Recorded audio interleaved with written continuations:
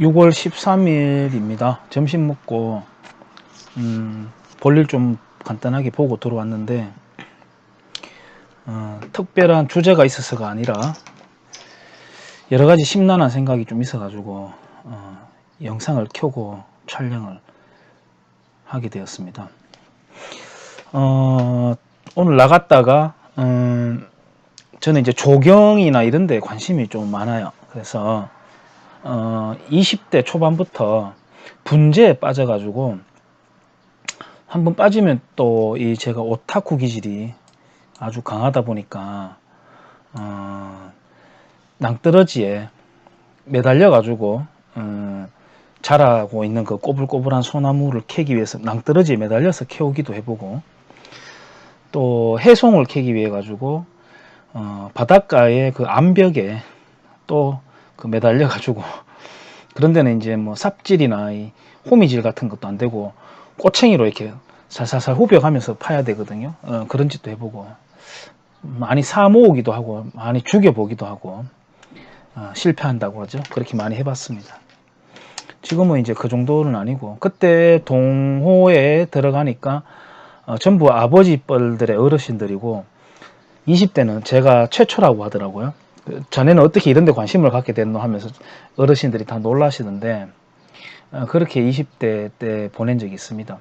오늘은 볼일 보러 갔다가, 오늘 역시 이제 제가 데크를 요즘 제가 제일 좋아하는 공간인데, 제 공부방 앞에 있는 데크인데, 하루에 일을 마치고 저기 나가면 시원한 바람이 불고 거기서 뭐 생각도 하고 때로는 캔맥주도 하나씩 먹고 이렇게 하는 공간인데, 저기 이제 나무를 꾸미기 위해 가지고 측백을 또 한 제 목 높이 정도로 오는 측백을 사기 위해 가지고 조경 사장님 잠깐 만나고 이렇게 왔습니다.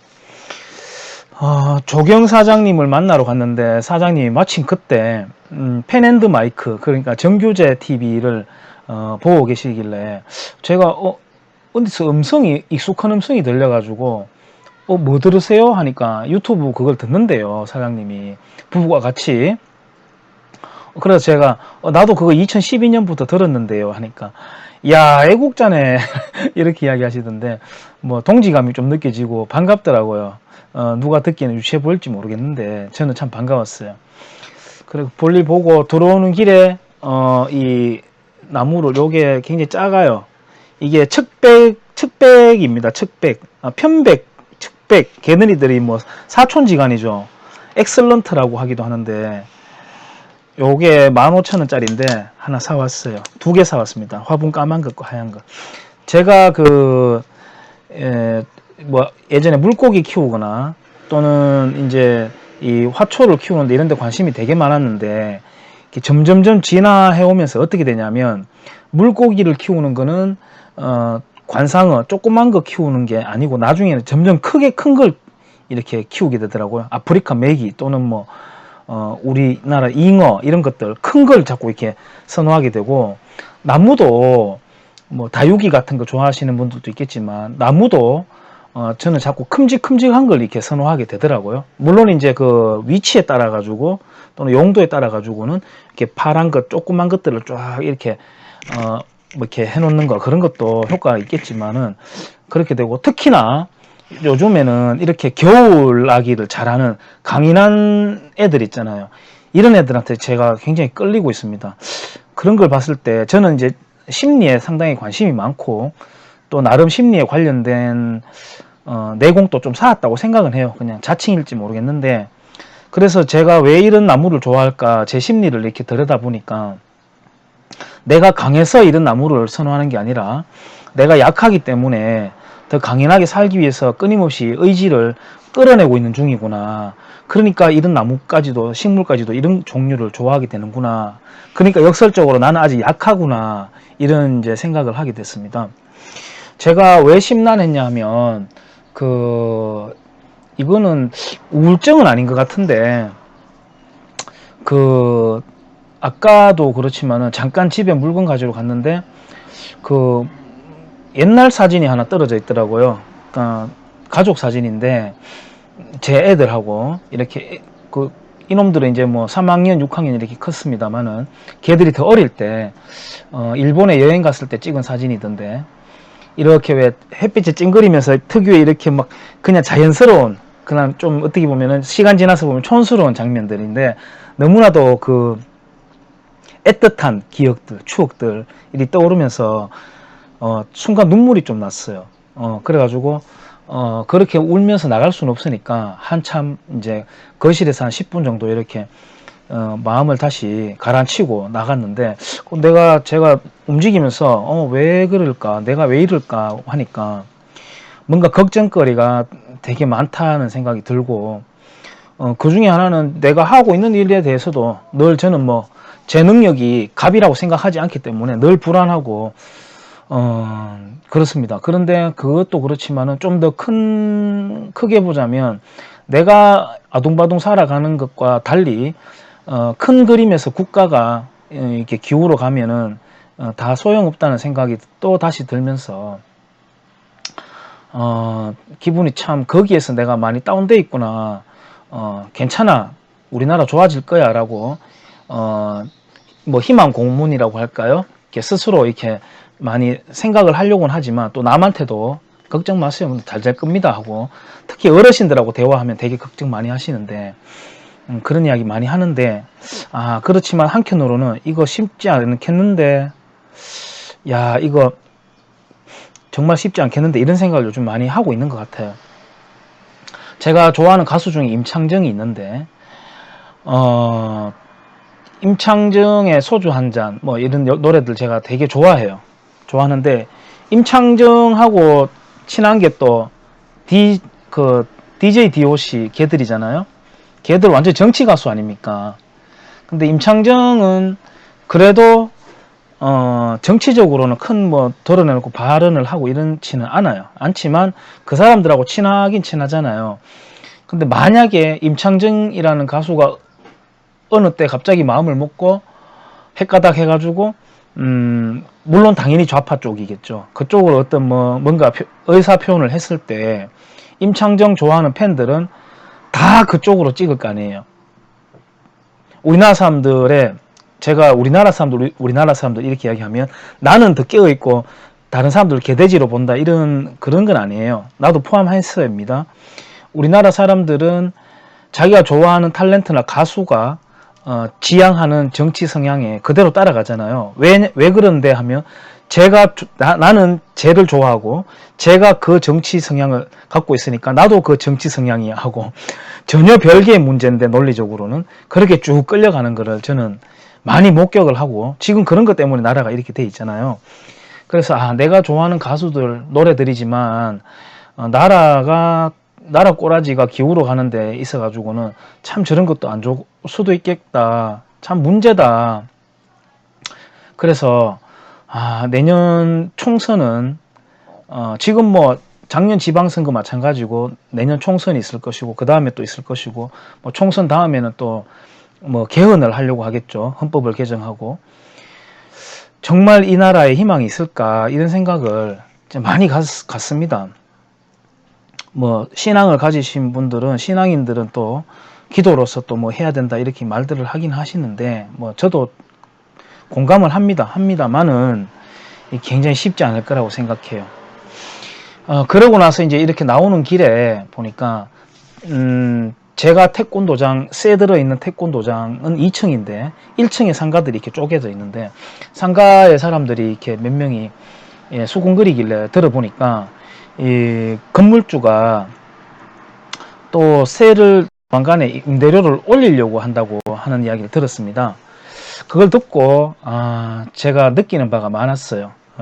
그런데 그분들이 끝간데 없는 이렇게 정오심을 일으키지 않도록은 제가 말을 했습니다. 왜냐하면은 그 건물주도 지금까지 노력을 해서 건물을 가진 거기 때문에 건물주를 욕하고 건물주는 우리의 적 이렇게 보지는 않았으면 좋겠다고 그렇게 그 여자분들하고 제가 대화를 하고 왔는데 근데 그 건물주분도 조금은 생각을 해야 되는 게 지금 이 경기에 다른 데는 지금 세를 내리고 있는 추세고 공실률이 얼마나 많은데 지금 이 경기에 세를 올리나 이런 생각이 들어가지고 가만히 보니까 이분이 뭐 결과적으로 이분을 욕하는 것처럼 뭐 가긴 가겠는데 이 세상 돌아가는 걸 모르세요. 나이는 있으세요. 나이는 있으시고 나름 똑똑하세요. 한데 제가 왜 그런 생각을 하게 됐냐면 일단 제 개인적인 이야기를 하자면 저는 2층인데 1층 다 합쳐서 임대료가 120만 원일 때 저는 2층인데 100만 원을 냈어요. 10년 전부터. 그때도 엄청 비쌌습니다. 근데 자기는 끝까지 비싼 게 아니래요. 저는 주변 뭐 다 시세 알아보고 다 나름 하잖아요. 자기는 안 비싸대요. 하지만 저는 내가 필요하면 하는 거지 찡찡대지 말자라고 하는 주의입니다. 그러니까 그냥 군말 없이 내가 선택해서 바로 했습니다. 시원하게. 그런데 작년엔가 임대료를 올려야 되겠다는 이야기를 하길래 사모님 지금까지 10년 동안 이 시세하고 안 맞게 계속 내온 거는 생각 안 하십니까? 그리고 지금은 또 경기가 내리는 추세입니다. 지금으로도 비싸지만 지금 또 내리는 추세인데 너무 이거는 실생활과 괴리되는 것 같아가지고요. 제가 납득이 안 가는데요 하니까 자기가 그냥 뭐 순순하게 물러 쓰더라고요. 그러면서 제가 또 돌아서서 기분이 나쁜 게 나를 너무 바보 병신으로 보나? 이렇게 쿡 찔러보고 말해보고 되면 올라가는 거고 아니면은 그냥 뭐 아닌 걸로 하려고 그래서 푹 찔러본 건가? 이런 생각도 들어서 상당히 불쾌했어요. 그 뒤로 이제 가끔 이제 지나치면은 뭐 이런저런 뭐 이야기도 하잖아요. 하는데 요즘 경기가 많이 안 좋습니다. 이야기 막 하다가 뭐 그 제가 임대료 가지고 그렇게 이야기 하려고 한 게 아니라 요즘 뭐 그렇습니다. 경제 정책도 그렇고 하니까 이야기를 쭉 들으시다가 그분의 딸 그러니까 사위 딸네 가족이 울산에 있어요. 울산 동구 쪽에 있는 걸로 제가 알고 있는데 아시다시피 지금 울산 동구 쪽은 경기가 박살나고 있잖아요. 아마 그 우리 GDP 말고 GRDP라고 하죠. 지역별로 그 1인당 소득이 울산이 제가 알기로는 그 우리나라가 지금 3만이죠. 3만 달러. 울산이 2배, 2.5배 정도 한 8만 정도 가까이 됐던 걸로 제가 알고 있습니다. 제가 정확한 수치를 보고서 말하면 좋은데 아무튼 지역별 편차가 굉장히 아주 그 상위에 속하는 그런 지역인데 지금 박살나고 있거든요. 그 이야기를 하니까 집값도 많이 떨어졌거든요. 거기. 근데 그 이야기를 하니까 글쎄 우리 사위는 대학교에서 연봉 1억 받는데 이렇게 이야기하는 거예요. 그럼 내가 깜짝 놀라고 어이가 없어가지고 아니 그러면 나는 뭐 내 방에 내 집에 살 떨어져 가지고 지금 나라 걱정하나 이런 생각이 들더라고요. 나도 내 먹고 살 만큼은 번다 이런 생각이 들더라고요. 그러면서 이분이 굉장히 이게 뭔가 현실과 또 사회와 괴리돼 가지고 생활하고 계시구나 이런 생각이 들어 가지고 좀 의아했어요. 근데 오늘 이제 1층에 그 상가분들이 임대료 가지고 이야기를 하는 거 보니까 사이코패스라는 단어가 떠올랐습니다. 사이코패스라는 게 꼭 정신적으로 어떤 뇌 구조상에서 그렇게 되는 게 아니라요. 현실과 괴리되거나 또는 타인의 고통을 모르거나 이게 사이코패스지. 뭐 학문적으로 복잡하게 정의 내릴 거 있겠나 이런 생각이 들더라고요. 가령 예를 들어서 지금 문재인 씨도 마찬가지잖아요. 다 나자빠지고 안 좋아지는데 계속 좋아진다잖아요. 우리나라가. 그런 것처럼 또 다 위험하다 하지 말자 하고 두려워하는데 계속 김정은이 만나려고 하잖아요. 사이코패스가 다른 게 아닙니다. 타인의 감정하고 상관없이 움직여 나가는 거. 물론 그건 소시오패스적이라고도 하기도 하는데 저는 사이코패스가 더 적합한 것 같아요. 자, 그런 것도 보면서 그렇고요. 우리 얼마 전에 왜 김제동이가 뭐 대전시 대덕구에 초빙이 돼가지고 무산되긴 했습니다만 시도는 했었죠. 예산을 뭐 천몇백만 원을 받으면서 뭐 강연을 하려고 했다.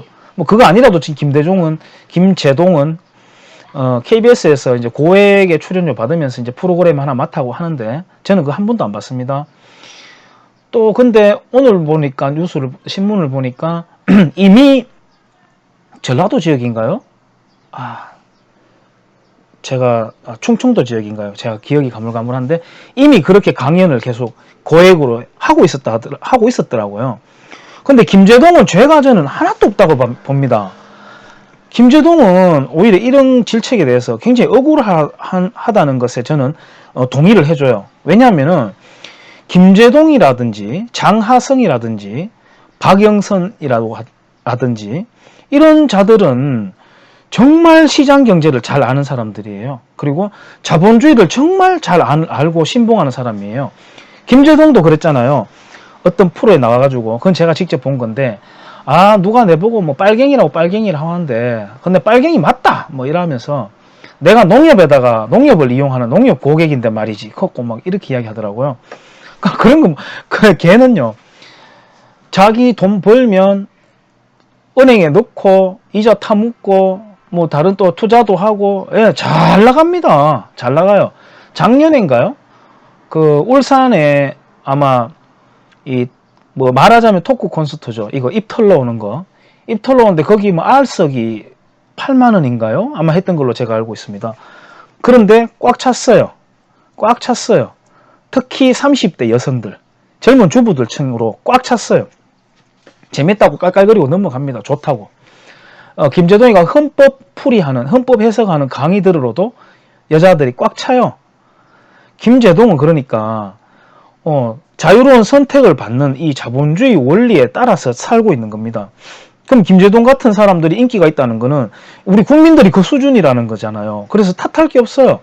그러면서 김제동 같은 사람들은 자본주의 체제의 단물을 쪽쪽 빨아먹으면서 대한민국을 계속 좌경화로 왼쪽으로 끌고 가거든요. 드루킹이 따로 없죠. 드루킹이라는 게 신화에 나오는 거잖아요. 그 가축들을 이렇게 뭐라고 할까요? 정신적으로 지배를 해가지고 이렇게 종속시키는 그 존재가 드루킹이잖아요. 그러니까 우리 국민들은 김제동 같은 애한테 드루킹 당해가지고 쭉 끌려가고 있는 거죠. 어디 가는지도 모르고.